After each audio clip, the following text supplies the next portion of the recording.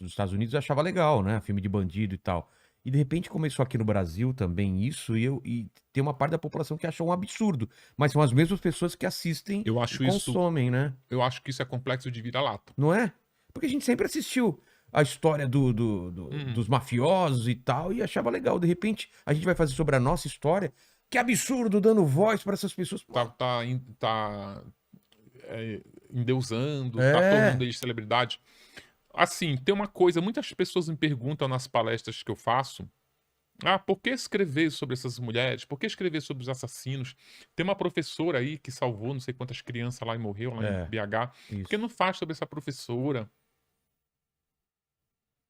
Se essas pessoas comprarem esses livros aqui e outros livros sobre criminosos e ler com outro olhar, ela vai descobrir o quanto é importante a gente ler sobre esses É, crimes. Primeiro que essas pessoas, elas pertencem à nossa sociedade. A gente não está falando de pessoas de outro planeta, de outra espécie, não. A gente está falando de seres uma humanos. pessoa totalmente isolada da sociedade que ela Sim, você precisa saber os caminhos que uma assassina trilha da infância até o momento em que ela comete o crime.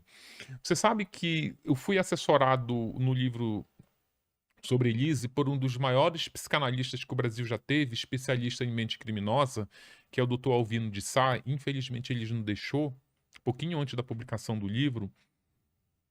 E quando eu cheguei lá, ele era tão, Vilela, ele era tão, a agenda dele era tão cheia, que eu lembro que quando eu fui pedir para a secretária dele uma entrevista com ele, ele só podia me atender 4 meses depois. caramba.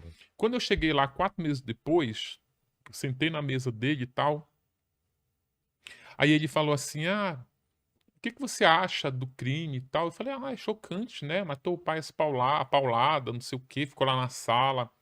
Eu estava começando a me sentar, ele falou: "Não, não, não, não senta não. Não senta não, eu não vou poder te receber." Eu falei: "Sério? Mas eu marquei há 4 meses." Ele falou: "Não, não, você está com uma ideia muito equivocada do que a Suzane fez. Faz o seguinte." Aí ele foi, assim, tinha uma biblioteca grande, ele pegou um livro aqui, um livro, me deu 3 livros, botou assim: "Leia esses 3 livros aqui, depois que você lê, você liga para minha secretária e marca uma outra entrevista, que aí a gente conversa." O Caramba. que que ele me ensinou? Que a gente tem que não, claro, o crime choca, ele choca, mas ele choca tanto que ele acaba deixando a gente, assim, meio até cego para as outras questões que envolvem um crime dessa envergadura. E ele me ensinou que eu tenho que esquecer o que a Suzane fez, ir para a véspera do crime e analisar da véspera para trás. Quais os caminhos que ela percorreu até ela decidir matar os pais. Por que que isso é importante? Porque existem outras pessoas que também pensam em cometer crime. A gente precisa saber que tipo de distúrbio a Suzane teve, até mesmo para as pessoas identificarem, porque a Suzane, ela foi uma criança, ela foi uma É, adolescente.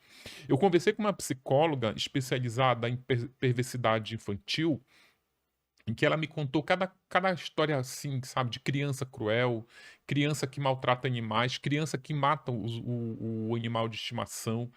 E essas caramba. crianças, elas são levadas para ser tratadas por psicólogos especializados, e os psicólogos dizem: se essa criança não for tratada, ela vai ser uma criança que, quando ela for adulta, ela cometeu um crime e o pai vai dizer: "Nossa, nunca imaginei." Pessoas, inclusive, com, não é, estou falando de pessoa, desprovida, pessoas com poder aquisitivo alto. A Elise Matsunaga, por exemplo, ela teve passagens muito traumáticas na vida dela, que ajudaram ela a construir essa personalidade fria, que fez dela capaz de esquartejar o marido. Tipo, ela, quando ela tinha 15 anos, ela foi estuprada pelo padrasto. Caramba. Estuprada não é nesse novo conceito de que transou com a mulher embriagada, estupro, não insistiu, tá começando a virar, a se tornar um estupro. Ela foi estuprada de maneira violenta pelo padrasto. Caramba. Depois ela foi contar para a mãe: "Olha, mãe, o teu companheiro me estuprou." Aí ela foi tirar satisfação com o companheiro, a mãe dela, e ele falou assim: "Olha, eu estuprei realmente a sua filha." Ele não usa o termo estuprar, ele usa o termo mexer. "Eu mexi com a sua filha sim, mas eu mexi porque ela me seduziu, e eu sou homem, você sabe como é."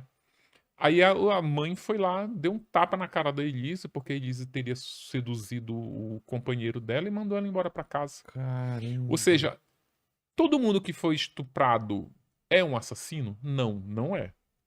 Não é. Assim como as pessoas perguntam, a Suzane era criada de maneira muito fria pelos pais. Os pais tinham um distanciamento da Suzane. Achava que, não só da Suzane, como do irmão também. Então, essa frieza, essa distância emocional que tinha naquela família, fez com que ela planejasse a morte dos pais com naturalidade. Todo mundo que é criado dessa maneira vai matar os pais? Não, não Entendi. vai. A gente está falando especificamente dessas pessoas e existem outras pessoas que estão. Tem uma coisa incrível que eu lembrei agora.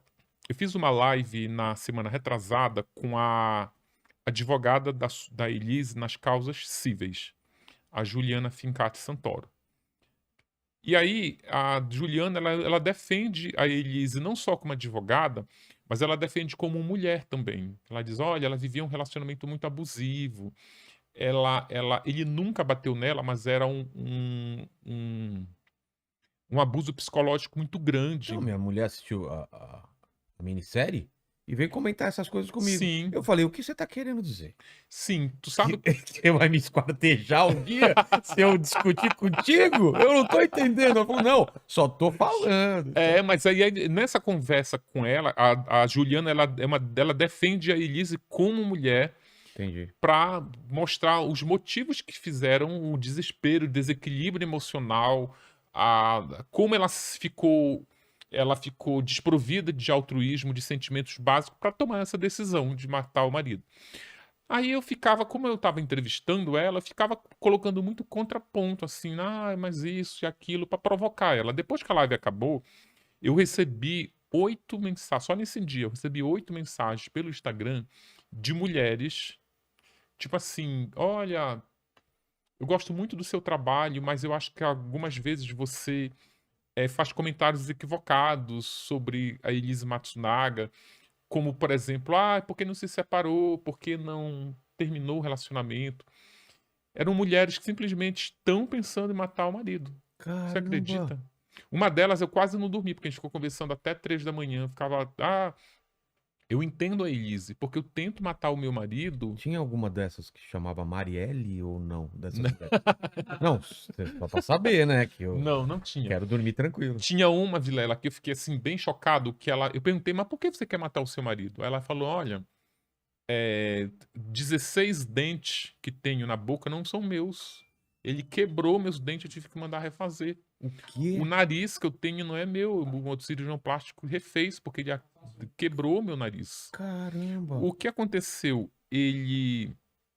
Esse marido espancava ela todas as vezes que ele bebia. Aí depois ele bebia até cair na cama, eles tinham uma arma em casa, ela pegava a arma e apontava pra ele. Só que aí o que acontecia? Ela pensava nos filhos. Claro. Cara, eu pensava, eu vou matar o pai dos meus filhos. Aí não, ela desistia. Aí noutra semana de novo ele espancava ela pegava a arma. Aí ela conta que ela passou a tirar a munição e ficava dando tiro a seco. Que é com o disparo a seco, ela ficava com a sensação de que Então, estava matando o marido. E não foi só essa, não. Eu já contabilizei 21 mulheres. Uma tentou atropelar o marido, porque elas vivem em relacionamento abusivo. Aí vem aquela pergunta: por que tu não te separa? então. Por que tu não te separa? Todas elas respondem. Os psicólogos que tratam essas mulheres respondem. Inclusive, elas já me disseram que esse tipo de pergunta nem se faz. Tá. Isso tem até aqui no livro, já na Elise, como eu já estava pesquisando, tem uma mulher que era muito abusada pelo marido também, o marido ameaçava ela. A resposta é muito simples. O relacionamento abusivo, que não necessariamente envolve violência, por exemplo, o Marcos nunca bateu na Elise. Nunca deu. Ele deu um tapa na Elise, mas quando ele deu o tapa foi na noite que ele morreu. Tá. Mas ao longo do casamento ele nunca bateu nela. Mas às vezes é pior do que um tapa, as palavras que Claro. machucam. Então, assim, A humilhação. a né? humilhação, exatamente. A resposta é porque não se separam. A mulher que é vítima de abuso, Vilela, elas têm a autoestima tão baixa, mas tão baixa, que elas não conseguem nem reagir. É difícil porque é difícil você arrumar as malas e sair de casa quando você tem criança, por exemplo. É. A Elise vivia num relacionamento completamente dependente financeiramente. emocionalmente. Então, assim, a gente se faz essa pergunta por que não separa, mas a gente sempre se faz essa pergunta sob a nossa ótica. É. Porque você fala, por que não separa? Você se põe no lugar dela, não, eu iria. Você pensa até para onde você iria, o que você iria fazer. É, vou pra minha mãe, vou na casa de um amigo. Como é que ela vai Ele voltar para casa da mãe se a mãe foi negligente com ela quando exatamente. o padrasto a estuprou? É difícil isso. É muito difícil você se colocar no lugar da pessoa e perguntar por que você não se separa. Por exemplo, o pai da Elise, o pai biológico, era um homem extremamente violento. Extremamente violento, assim, de dar murros na cara da mãe dela, na frente dela. Caramba. Aí ele se separou da mãe da Elise e se casou com uma outra mulher chamada Terezinha. A história está completa aqui no livro. Tá. A Terezinha, ela conta que nos primeiros meses era assim uma lua de mel, ela vivia um mar de rosas. Só que aí depois ele começou a beber, ele se transformou numa outra pessoa que era aquela pessoa que ele tinha sido com o pai da Elise, um homem. Esse sim era violento, batia. E no dia que ela resolveu, a gota d'água, ela estava amamentando uma bebezinha deles. E ele queria transar com ela. Ela disse: Não, estou amamentando. Como não? Ele deu um tapa na cara Nossa. da mulher, com a mulher amamentando. Ela disse: Não, agora é a hora de eu ir embora. Apesar de eu não ter para onde ir, tipo, eu vou sair daqui pela minha filha. Quando ela começou a arrumar as coisas, sabe o que ele fez? Ele trancou, eles moravam numa casa de madeira. Ele saiu, trancou a casa toda pelo lado de fora,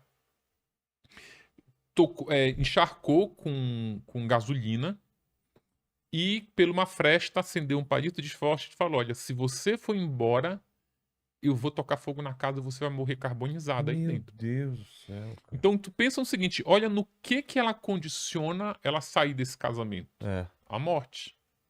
A morte. Então não é fácil assim. Sair de um relacionamento abusivo não é abrir a porta, tchau, beijo, me Começa uma liga. vida nova. Não, cara, é muita sequela.